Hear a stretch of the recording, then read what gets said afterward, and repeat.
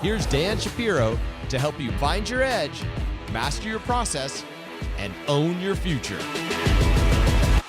Hey guys, good evening everybody. Welcome to another edition of the TSLA nightly wrap-up show. Hope everybody is doing well. Guys, take a moment out, support the channel, click that like button, and hopefully I will continue to do my best to point you in the right direction. So just to give you kind of an update for the rest of the summer, I'm doing these nightly updates now sporadically.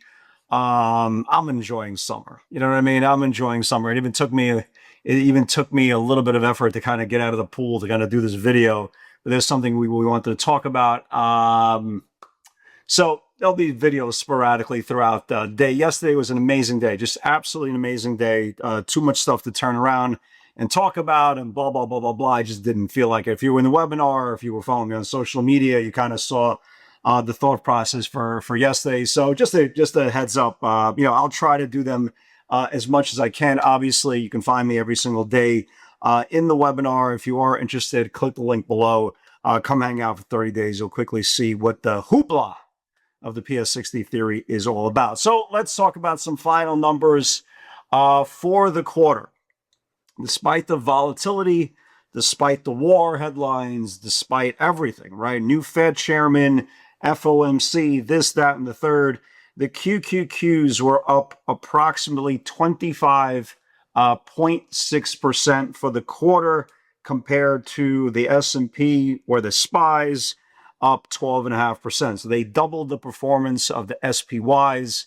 If anybody ever asked why I prefer technology versus the SPYs, well, that's the reason. The QQQs are 100 stocks versus 500 stocks, so it's much easier for the group to outperform its peers. The second biggest story of so far the quarter, the lack of performance and the lack of interest and the lack of disconnect and the lack of any type of gusto in Bitcoin.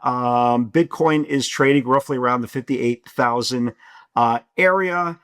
This is the first close below its weekly 200-day or 200-week moving average since 2023. Guys, remember, there's nothing there, right? It's all speculation. It's not something you could grab like real estate. It's just speculation. So, the more that there is lackluster the ability for this thing to progress, the higher probability. Again, I'm not saying it's going to turn into an NFT or one of these crap coins to go to zero, but again, you kind of know what you're getting into. So be very, very careful for that. Other than that, bulls continue to do pretty well. We'll get to the pivots in a second. A crazy day today. Absolutely crazy day. We are looking at a market right now that is, trending on historical performance. Maybe not the biggest moves in the world compared to the dot-com era, or maybe they are. I have to kind of go backtrack and see exactly what the data is. But it's phenomenal, man. It's absolutely phenomenal. I found myself in this market probably in the last 2-3 weeks really shrinking my universe. Again, I've always maintained that try to find a group that you like to trade. Try to find like 2-3 names that you like to trade, because the more familiarity you have with a stock or with a group or with a sector, whatever the case may be, the higher probability you'll understand the movement. So the reason why a stock will move or a group will move or the average range of the group, the sector, whatever the case may be. Traditionally, I've been trading the Magnificent Seven and their adjacent friends for years and years and years. I'm telling you, the last 3 weeks, see the shirt here? It says Oracle, right? I've been trading Tesla now pretty much exclusively for the last 3 weeks. I would say 90% of all my bounces, rejections, pivots, everything has been Tesla. Tesla's been an absolute godsend. Just absolute godsend. And it did today something that it didn't do for a very, very long time. And that is close above the 200-day moving average. The last time it closed above the 200-day moving average was on May the 5th, and the stock went from 402 to 453 in 5 sessions. So this is now the first close above the 200-day moving average. You'll see, we'll get to the pivots in a second. You'll notice it's selling off about $2.50 after the close. Michael Berry came out and said he's short the stock. Ay, Dios mío! This dude's about to get squeezed. If this thing gets back above the 200-day moving average at any point at time this evening and takes out today's channel, this dude's going to get squeezed to 430, 440. But again, we will see. But they have the line. If you're noticing, if you're trying to wonder why Tesla's down to a couple of bucks after the close, I don't see anything else. I see a headline on Michael Berry is short.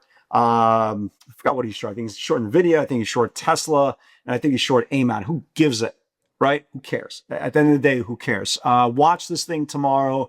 Buyers came in very, very aggressively today for the 420s, for the 425s, and the 430s that expire on Thursday. Remember, Friday, we are off for the long 4th of July weekend. So watch this thing. Again, down a couple bucks after the close. The key for tomorrow on Tesla, if it could get back above, right? If it could get back above today's highs, you might get a move to 430, 431. That's the upper Bollinger Band, and ultimately 441.70s, which are the linear regression lines. So we'll see if new shorts, aggressive shorts, pile in onto this Michael Berry headline. Who knows? Maybe he's right. And maybe he's not. I still got a runner from today. I'm very, very happy with the move. So that looks really, really good. So let's talk about some pivots today, man. Great day. I mean, really, really great day. SpaceX, right? SpaceX for the last week or so, I've been looking for this thing to lose the IPO lows, but this thing has gotten stronger and stronger and stronger. Yesterday, we saw some call buying coming in for the 6250s, for the 65s. It closed really, really well. And today, there was a massive pivot there. They started coming for the 170 calls very quickly, one after another after another. SpaceX went crazy today. 166.20 was the pivot. And look at SpaceX. SpaceX exploded, right? Got above the 66.20, traded all the way up to the 172.40 area. The key will be this engulfing candle here, which is above the 177 area. Eventually, if it could get back above the 177 area, maybe this thing could start really getting aggressive back to IPO highs. Again, kudos to SpaceX. Again, I didn't see this coming, but it's giving phenomenal, phenomenal moves. This was, obviously, at least for me, I know you're about to see AMD went nuts, the Qs went nuts. I was just exclusively trading Tesla. And that's it's like a child to me, right? It's like, when your children are good, when your children are bad. This is like my child. Every single level today in the daily chart got confirmed. You got 413.30, you got 414.75, you got 416.50. The next levels for the 418 200-day moving average. Again, remember, stocks go from supply to supply and demand to demand. Every single level got confirmed. We got long several times, all on bounces. I stopped trading Tesla on strength, all on bounces. Phenomenal, absolutely phenomenal. It got above the 1330, got above the 1475, got above the 16, traded to the 200-day moving average of 1850s, closed above the 50-day moving average. My last sale was right a little less than the 424 area. This thing just looks great. If it could just confirm, it's got a small little runner left. If it could just confirm today's price action tomorrow, I think there's a shot we see the 430 range. So congratulations for you guys is still in it. Micron had a big move in the morning, 1149 needs to build. Again, remember, that great earnings. So Micron took out the 1149, traded as high as to 1170 before closing above the 5-day moving average. Again, looks really, really strong. Really nice quarter, just digesting its recent run-up. Here's, Roku, right? Roku had a really, really nice move. 137.50 needs to build. Here's the setup on Roku, right? Here's the setup on Roku. Had this whole range here. The top of the range here is 137.50, traded up to 38.5. Remember, this is not Tesla, so I'm going to give you a $10 candle. This move right here was news of a potential rumor of a takeover, whatever the case may be. I forgot exactly what the news is. Doesn't matter.